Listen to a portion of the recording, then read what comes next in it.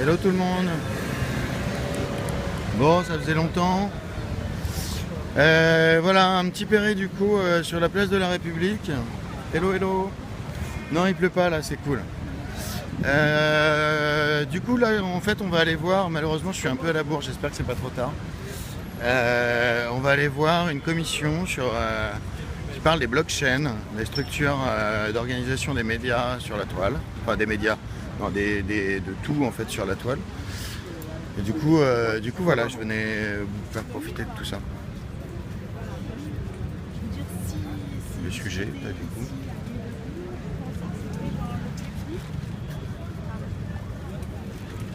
Moi, je pensais que si on en parlait ici à Nuit debout, c'était dans l'objectif de, à terme, pas tout de suite, mais de proposer voilà, un autre système bancaire et que les gens puissent créer, enfin que chacun en fait crée de la monnaie tout en ayant une limite quelque part, bien sûr. Voilà. En fait, on peut très bien utiliser ces technologies effectivement pour créer en fait c'est extrêmement facile de créer sa propre monnaie donc soit sur Bitcoin, soit sur Ethereum. C'est-à-dire qu'on peut donc décider collectivement des règles qu'on souhaite appliquer à cette monnaie. Donc ça peut très bien être. Donc là après on part dans les aspects monétaires, on va dire. Donc là en gros quand une monnaie complémentaire se présente, il faut se poser la question qui la crée et qui la distribue. Donc bon, voilà, ça c'est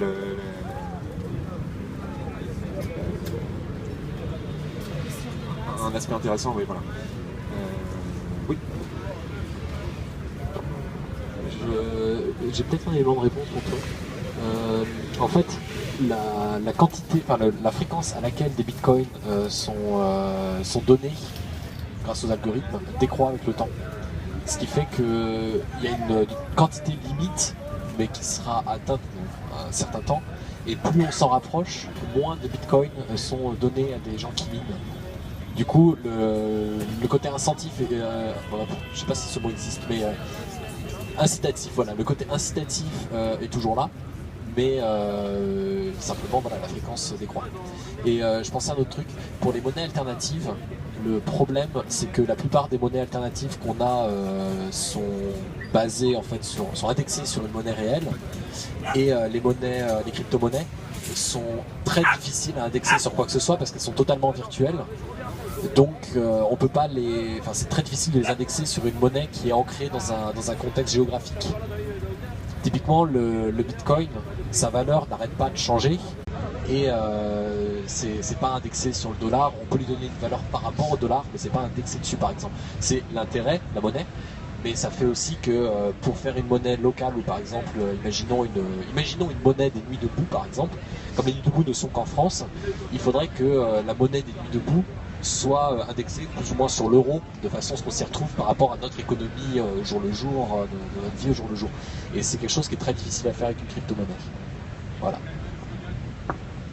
Je trouve que le terme virtuel il prête pas mal à confusion. Moi, je dirais que ces crypto-monnaies, disons que les juristes, on va dire, appellent ça monnaie virtuelle, mais c'est mieux de parler de monnaie électronique ou de monnaie numérique, puisque c'est pas plus virtuel que les monnaies qu'on utilise. Hein. Oui, peut-être. J'espère que je ne fais pas une redite, j'étais pas là au début. Au niveau du DU unitaire, c'est a priori là à Laval, ils sont en train de parler par rapport aux dividendes universels, de créer une nouvelle monnaie justement avec des logiciels développés sur les modèles de blockchain. Est-ce que vous avez eu des infos sur la question? Quelle est la différence du coup structurelle entre une monnaie libre et une monnaie qui ne l'est pas, et qu'est-ce qu'apporte le blockchain spécifiquement par rapport à ça? Oui, tu fais référence au projet d'unitaire. Ouais. Projet d'unitaire qui est une implémentation de ce qu'on appelle donc la TRM, la théorie relative de la monnaie. Les monnaies libres, comme ça, je vais pas trop... Qu'est-ce que ça apporte en fait au niveau de... C'est une... Qu'est-ce que le blockchain apporte par rapport à ça en fait?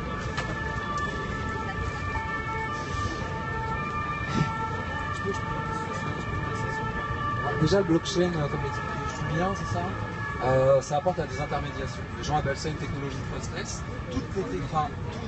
Tous les services, maintenant, tu as un tiers de confiance. Donc déjà, en l'occurrence, pour le Bitcoin, c'est la banque. Il n'y a plus de banque. Donc il y a quand même des plateformes de change qui vont prendre une commission qui est dérisoire, et c'est les utilisateurs qui font fonctionner la banque. Toi, tu achètes des bitcoins, tu veux commencer à utiliser des bitcoins, à payer un peu, tu fais fonctionner le réseau. Donc déjà, tu fais sauter les intermédiaires. Ensuite, c'est transparent. Toutes les transactions peuvent être consultées. Tu as vraiment une transparence là-dessus et c'est infalsifiable. Tu as la cryptologie qui amène le côté sécurisé. Voilà, moi je suis pas du tout expert là-dedans, mais c'est les éléments qui font qu'en fait, tu as une plateforme qui est décentralisée, personne ne peut prendre le pouvoir dessus, qui est participative, incitative, on parlait du minage, qui est non transparente, et il va y avoir d'autres éléments. Tu as aussi le côté de l'autogestion, puisque les consensus sont faits par les utilisateurs. Voilà, c'est quand même 4 points qui sont très intéressants, qui sont développés maintenant depuis 7 ans avec le Bitcoin, qui est une monnaie, mais les applications, tu as parlé d'Ethereum et de DAO, c'est très expérimental, mais il y a des applications, voilà, on l'applique à une monnaie, toutes les transactions d'une monnaie, on peut l'appliquer je crois que le Ghana a commencé à utiliser cette technologie pour son cadastre, voilà, et donc on peut même pas imaginer encore vraiment le nombre d'applications et comment ça va bouleverser certainement le monde de demain, tellement c'est vaste et ça demande d'intégrer des concepts très divers, quoi. Voilà. Et admettons qu'on veut s'y mettre demain, comment on fait? Admettons qu'on veut s'y mettre demain, si on veut participer justement à créer un outil avec une plateforme. Voilà. Tout à l'heure, j'ai parlé d'un projet qui s'appelle The DAO, qui est un projet, c'est assez impressionnant en fait, puisque c'est un projet qui a rassemblé plus de 100 millions d'euros en fait, le mois dernier là. Et donc c'est par contre bon, c'est quoi le projet? Donc les DAO, donc Decentralized Autonomous Organization, les organisations autonomes décentralisées, donc comme j'expliquais tout à l'heure, qui permet notamment et surtout de voter, et de voter vraiment, je dirais, sur les projets que cette communauté souhaite financer. Voilà. Alors pour s'y mettre, comme tu disais tout à l'heure, participer en tout cas. Disons que par exemple sur Ethereum, on peut assez facilement coder ses propres contrats, on appelle ça des contrats, smart contracts, et de cette façon en fait fixer les règles qu'on souhaite appliquer au sein d'une communauté donnée. Voilà. D'accord. Et du coup, il y a des... Et ça se passe... En fait, ce que je veux dire, c'est que l'intégration est très facile, parce que ça se passe notamment en HTML, en JavaScript, pour intégrer tout ça sur une page web. Et du coup, il y a des plateformes qui sont déjà prêtes, où on peut forquer le code, et puis juste dire, sur ma plateforme, admettons, la monnaie va être régie de telle et telle manière, de manière un peu simple, sans codeur en fait. Code, par exemple, du code de Bitcoin, par exemple. Ouais, par exemple. Alors moi, je fais juste une distinction entre, on va dire, les blockchains. Donc il y a quelques centaines de blockchains existantes aujourd'hui. J'ai dit tout à l'heure les deux plus importantes, Bitcoin et Ethereum. C'est celles qui sont les plus importantes dans le sens où elles sont les plus, comment dire ça, qui offrent le plus de garanties en termes de sécurité. Si tu forques, si tu copies le logiciel pour proposer entre guillemets ta propre blockchain, tu peux. mais ce sera très loin d'offrir les mêmes garanties de sécurité que les deux blockchains les plus importants. Et autre chose aussi, Il faut bien un début en même temps. sur les blockchains existantes, donc Bitcoin et Ethereum, ça permet de proposer donc d'autres applis, et notamment ces DAO, ou aussi d'autres applications. Donc en fait, j'aurais plutôt tendance à recommander en fait de construire des applications sur ces blockchains existantes. En fait, pour répondre à ta question, l'idée de Ethereum, c'est qu'il y a un langage spécial qui s'appelle Solidity, qui est très simplifié. Et donc, au lieu de reprogrammer, de porter tout un truc, un gros projet, tu vas juste créer ton application dans ce langage-là. Et tout côté technique, c'est Ethereum qui le gère, si ça l'intéresse. Après, ça reste C'est pas tout son nouveau. Il n'y a pas vraiment d'exemple d'application que les gens utilisent. Ça reste un peu expérimental pour l'instant, mais ça fait plaisir. Elle tient toute seule. Peut-être il y a d'autres questions. Est-ce que tu connais la Zooz? Alors, bonne question. Donc la Zooz, c'était un projet, ouais, il est plus maintenant, qui se proposait en fait de, entre guillemets, décentraliser Uber. Voilà, le service de transport, je ne sais pas comment on appelle ça. Par contre, VTC, un service de VTC qui voulait en fait justement donc décentraliser ce service, c'est-à-dire en fait d'avoir Uber sans Uber. Uber, ils se permettent de prendre 20-30% je crois de commission sur chaque course. Et un système décentralisé, il permettrait en fait de proposer la même chose mais de façon autogérée, on va dire. Et donc avec une commission beaucoup plus faible en fait que ce que demande Uber. Donc ce projet-là, la Zooz, effectivement il est plus maintenu. En revanche, il y a un autre projet qui s'appelle Arcade City,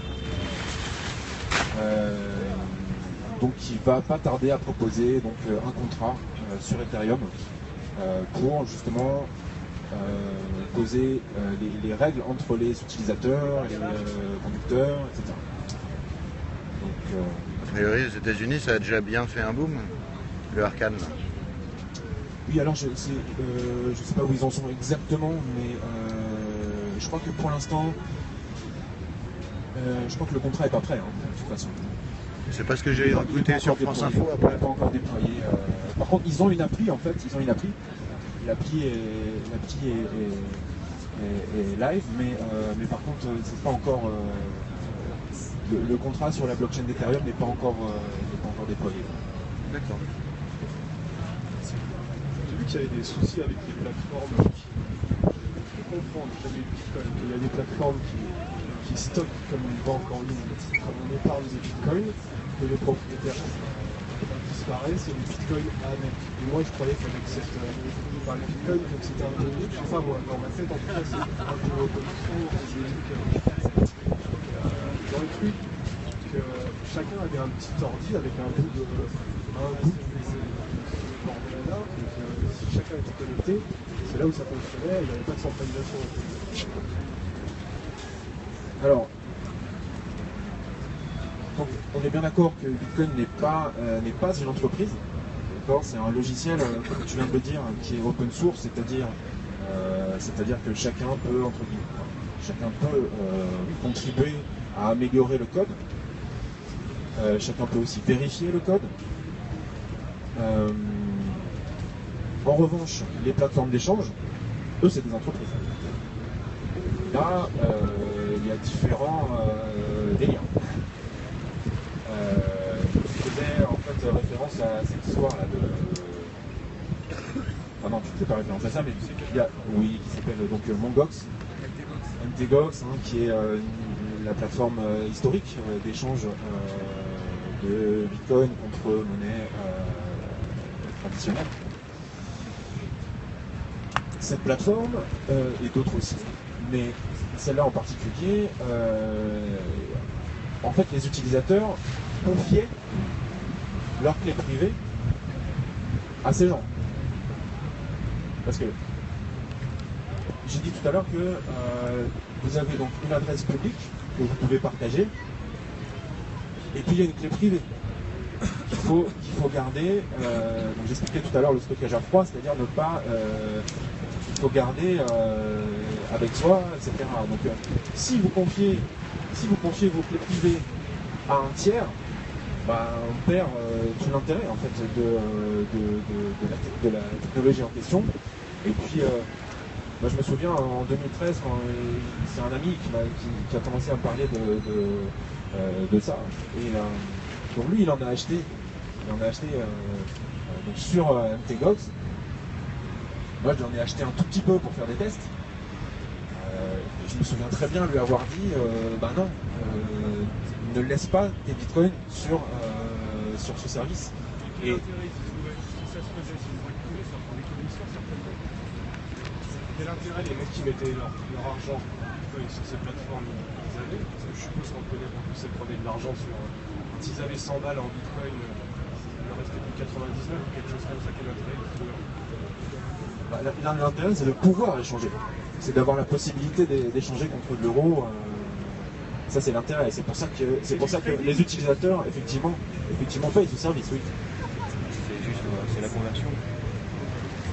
Là, oui, ils prennent une commission quand tu rentres ou sors du réseau, quand tu changes de l'argent. C'est pour faire de l'argent, c'est pour faire du trading, c'est pas pour stocker son argent en sécurité. C'est pour faire de l'argent, c'est pour faire du trading, c'est du forex, je crois, quand il voulait un truc entre un bitcoin et l'euro. Tous les aspects trading en fait sont pas les aspects les plus intéressants, je dirais, en tout cas à titre personnel, de cette technologie. Alors, après, évidemment que les traders, tout ça, ils s'éclatent en fait avec toutes les crypto-monnaies, puisqu'il y a beaucoup de volatilité. Donc effectivement on peut jouer, il y a telle monnaie qui descend, ensuite il y a celle-ci qui va peut-être monter, etc. Donc il faut acheter ou vendre, etc. Mais c'est, à mon sens, c'est vraiment pas les aspects les plus intéressants, mais c'est aussi.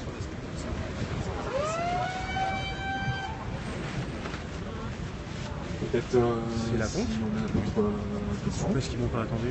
Ben, je sais pas.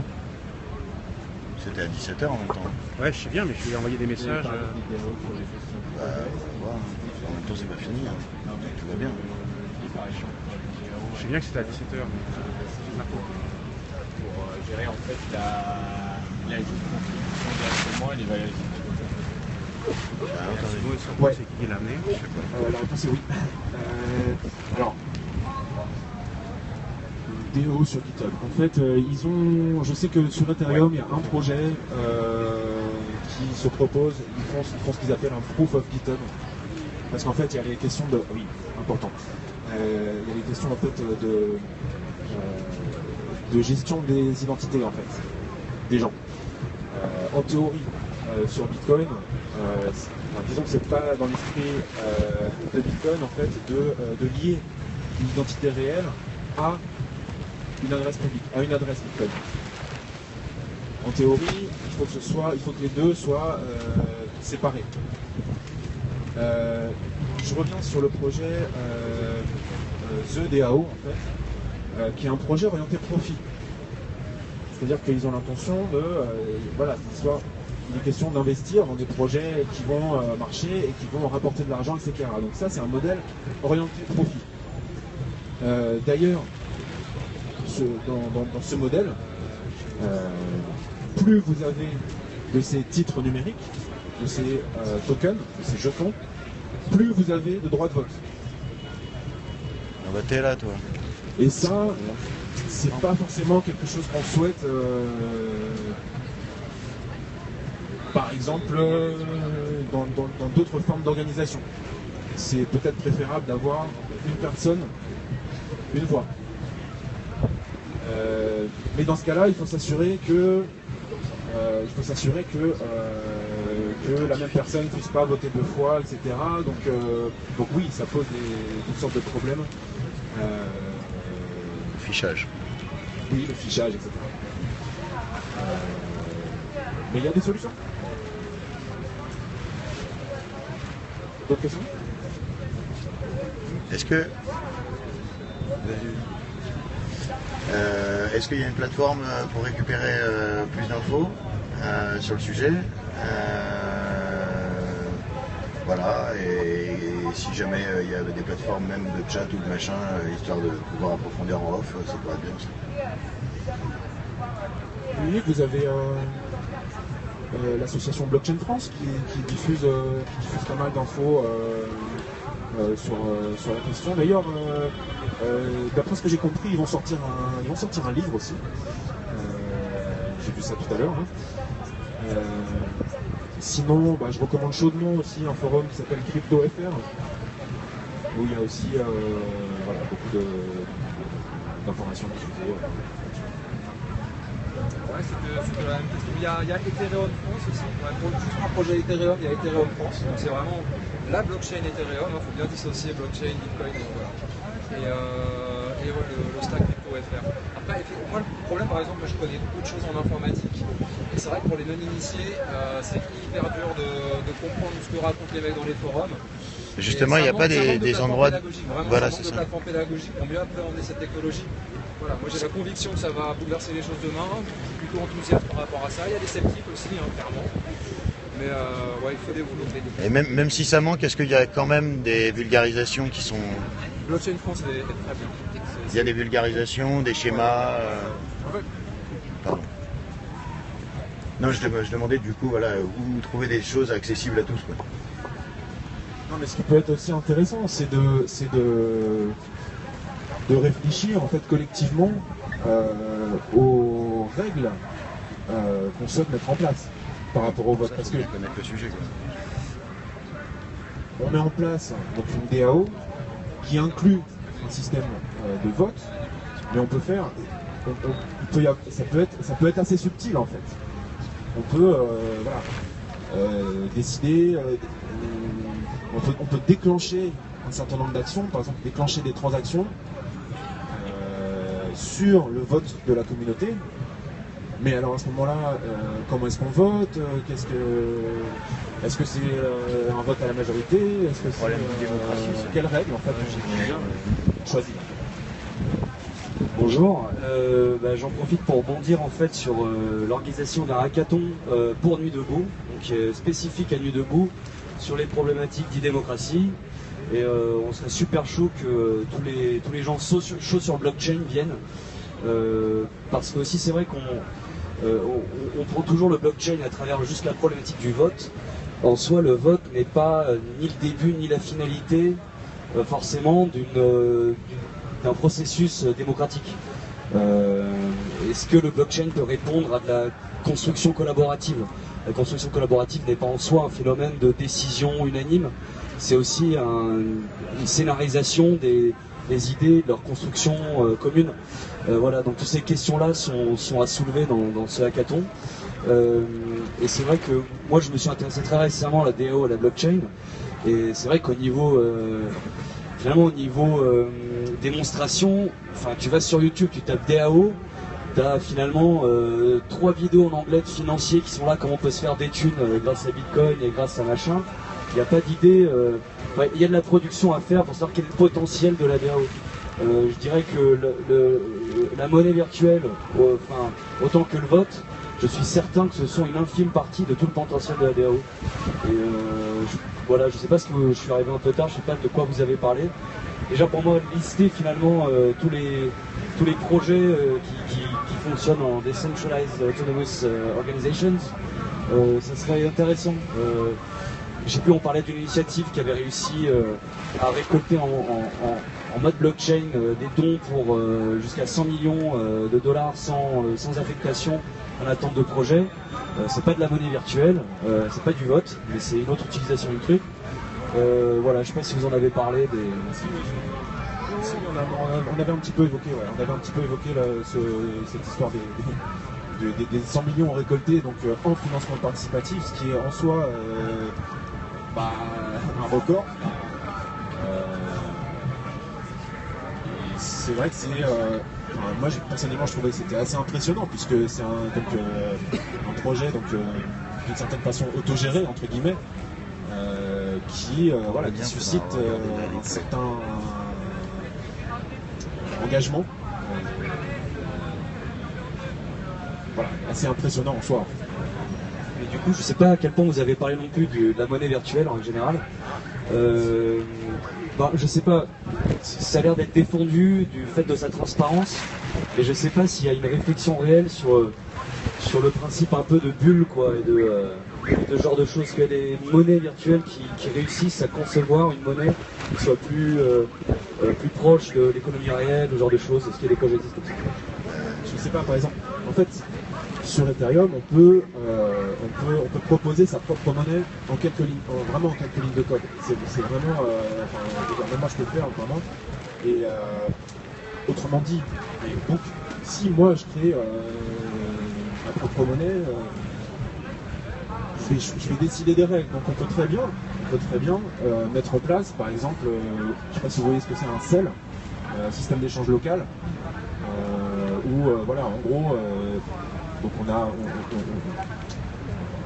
quand on s'échange quelque chose, je paye, donc je passe à moins 10, et celui qui achète passe à plus 10.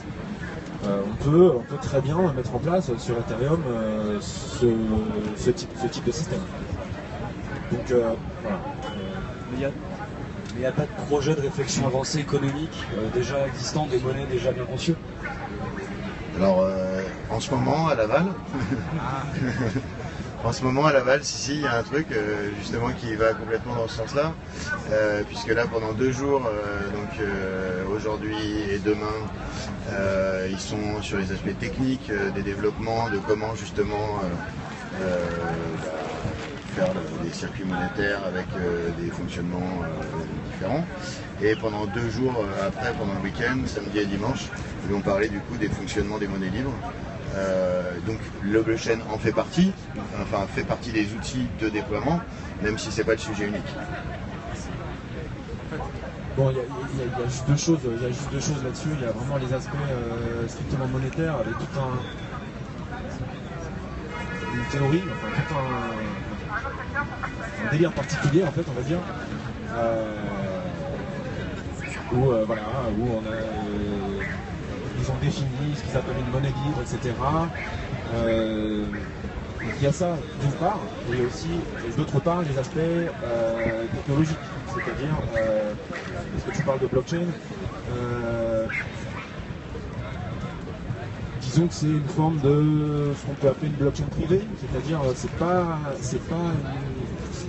une blockchain ouverte comme celle de Bitcoin ou d'Ethereum, c'est un réseau différent. À partir du moment où on crée une monnaie, c'est obligatoirement. Pas forcément fermé, je ne parle pas que d'unitaire sur un compte, particulièrement fermé, voire pas du tout. Voilà, et juste pour info, donc, le projet unitaire, donc, il s'agit donc d'une implémentation de la TRM, c'est-à-dire d'une monnaie à dividende universel. C'est-à-dire, on touche. La monnaie est créée aussi de façon décentralisée, etc. Et indexé par le nombre de personnes qui l'utilisent. Voilà, avec un dividende universel, qui est calculé d'une façon précise, définie par la TRM, etc.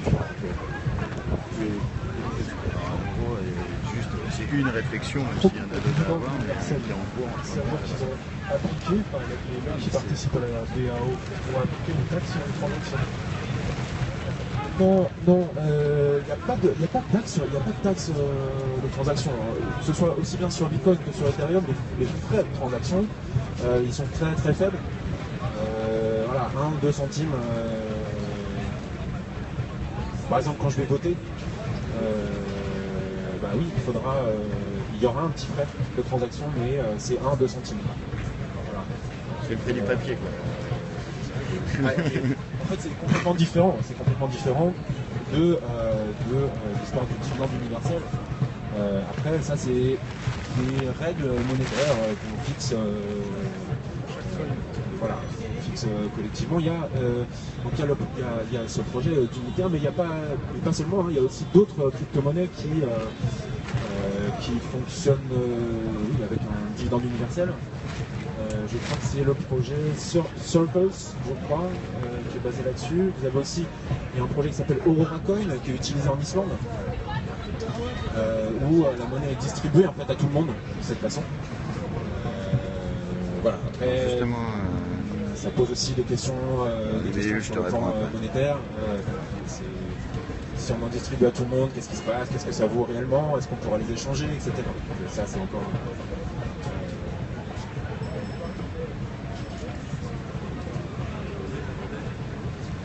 On va devoir bientôt s'arrêter pour passer à l'intervention suivante. Je sais pas si...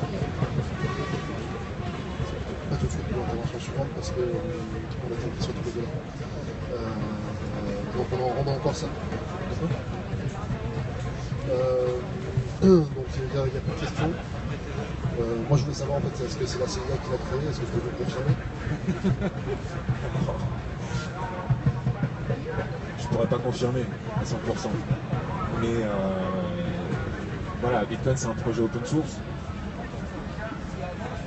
Donc tu as plusieurs développeurs qui ont participé à la création et à l'amélioration en fait du code. Après, ma foi, chacun est libre de le télécharger, de le faire tourner sur sa machine. La CIA, je vois pas trop ce qu'elle vient faire maintenant.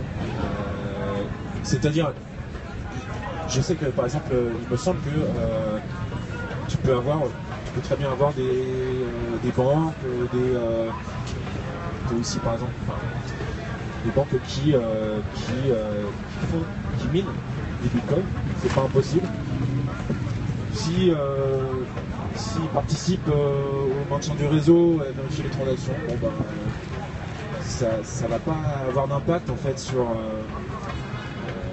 dire, sur les règles, sur le fonctionnement. Sur les règles de fonctionnement. C'est de la spéculation quoi. Oui, alors il y a deux reproches, notamment deux reproches qu'on fait de temps en temps, qu'on fait assez souvent au Bitcoin, c'est que effectivement les premiers, c'est-à-dire il y a 7 ans, qui ont commencé à miner et à fabriquer du Bitcoin et à posséder du Bitcoin, bah forcément eux, comment dire, c'est ce qu'on appelle les premiers entrants, c'est-à-dire voilà, ceux qu'on avait en premier, bah forcément eux ils en ont beaucoup. Et nous, on vient d'arriver, ben, on en a pas, ou peu, ou on peut s'en procurer, etc. Donc oui, c'est... je suis pas sûr que ce soit un souci en soi, en fait. T'en as combien de Bitcoin? Ouais, j'ai peut-être 20 € là sur moi. D'ailleurs, si quelqu'un veut tester, je peux en envoyer un petit peu. Je peux en envoyer un petit peu. Et juste un deuxième truc aussi, c'est vrai que c'est assez gourmand en énergie. Je pense que c'est important à signaler aussi. Voilà, ça consomme pas très écolo. 10 gigawatts par jour et c'est beaucoup. En tout cas, avant que ça se termine, en tout cas pour rappeler l'histoire du hackathon qui est le 25 et le 26 juin, pour trouver tout, c'est plus simple, allez sur la page Facebook Hacking Debout. C'est bien, ça permet de se mettre aussi au courant sur tout ce qui se passe dans le numérique au niveau du mouvement. Je vois qu'il y a des trucs voilà, des discussions comme celle-là ou d'autres réunions ou d'autres problématiques. Donc pour le hackathon, pour tout le reste, allez sur Hacking Debout sur Facebook. Sinon chat.nudebout.fr, sinon le wiki, etc. Pour ceux qui ne savent pas déjà. Voilà, ciao. Bon voilà, pas mieux. Voilà, vous avez toutes les infos. Ouais. Faut être concis. Du coup, J'ai une dernière question. Les médias généralistes, du coup, on peut retrouver tout ça sur premier Stream argument Debout. David pardon, ils disent qu'il y a du blanchiment. Il y a quelqu'un qui a dit juste avant qu'il y a une transparence totale. Moi, j'avais entendu dire qu'il y avait des lessiveuses sur Internet. Est-ce que c'est appliqué, ça fonctionne vraiment en première émetteur? Alors en théorie, c'est pseudonymisé. C'est-à-dire qu'on peut avoir autant d'adresses publiques qu'on veut, qui sont comme des adresses mail ou comme des pseudos, si on veut. J'ai été Didier Natania. Par contre, effectivement, comme tu viens de le dire, il est possible d'anonymiser. Et donc au niveau évasion fiscale et compagnie, c'est possible. Voilà. Et d'ailleurs, juste un dernier truc peut-être pour conclure du coup. Donc j'ai parlé tout à l'heure des DAO, donc ces communautés qui fonctionnent en fait sur la blockchain, etc. C'est important en fait de s'assurer que c'est pas des machines à blanchir l'argent, parce que sinon Linux, ça s'appelle Bangusa.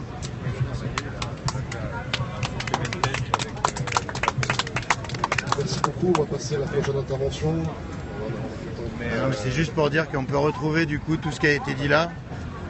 Si vous voulez récupérer le replay, afin de récupérer des infos pas particulières, vous l'avez sur Stream Debout sur YouTube. Et voilà, vous récupérez l'heure, le jour. Alors, savoir aussi que toutes nos interventions sont enregistrées.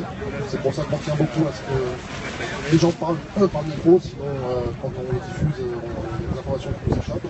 Donc vous le retrouvez sur le site des Club, ainsi que sur la page Facebook. Donc avant de passer à la prochaine intervention, juste rappeler que vous êtes bienvenus pour proposer des interventions, notamment pour la semaine prochaine et les semaines suivantes. Donc passez le voir et voilà. Je laisse pour la prochaine intervention. Simplement, à toi, franchement, c'est toi qui continue. Ça t'enchaîne. Donc samedi, je ferai une journée spéciale sur le Kafka. Exceptionnellement, ça commencera à 11h. Et dimanche, on fera une journée thématique sur la question des violences faites aux femmes. Voilà, donc le débat risque d'être intéressant. Voilà, et puis si vous avez des questions, en fait, on a une boîte à questions. Donc vous pouvez déposer vos questions. Bon. Voilà, c'était la petite couverture du coup sur les blockchains. Je suis désolé, je suis arrivé un peu en retard. J'espère quand même que ça vous a intéressé. Vous pouvez récupérer du coup tous les liens pour en savoir plus en regardant le replay. Voilà. Et par rapport à une question de Lubulul, si je ne me trompe pas, de tout à l'heure, au niveau de pourquoi pas tester au niveau local par rapport aux Nuits Debout, les actions justement par exemple avec des monnaies alternatives, etc. Tout simplement le projet est en cours. Avec justement là, le truc que je parlais tout à l'heure d'Unitaire, donc qui du coup se passe à Laval en ce moment. L'idée justement c'est de mettre en place des outils permettant de commencer les expériences de manière concrète par rapport à du coup des fonctionnements de création monétaire différents.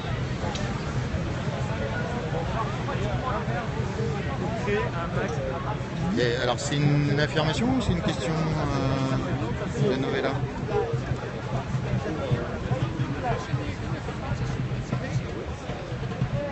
Alors, ouais, il y a un jeu qui s'appelle Geconomicus aussi. Pareil, j'avais fait un petit péri d'ailleurs sur la question. Alors, ok, bah, moi ça m'intéresse la commission monnaie libre. J'avais fait déjà plusieurs péris déjà sur ces questions-là, donc voilà. Après, c'est pas facile de trouver les gens.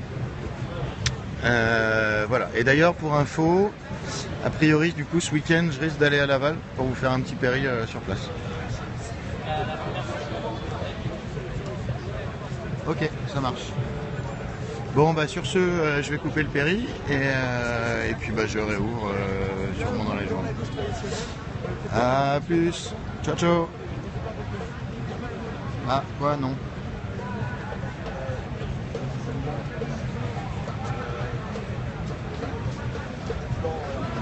Ah, mais si, on va couper. Mais je reviens tout à l'heure. Puis de toute façon, si vous voulez me voir, je suis sur la place.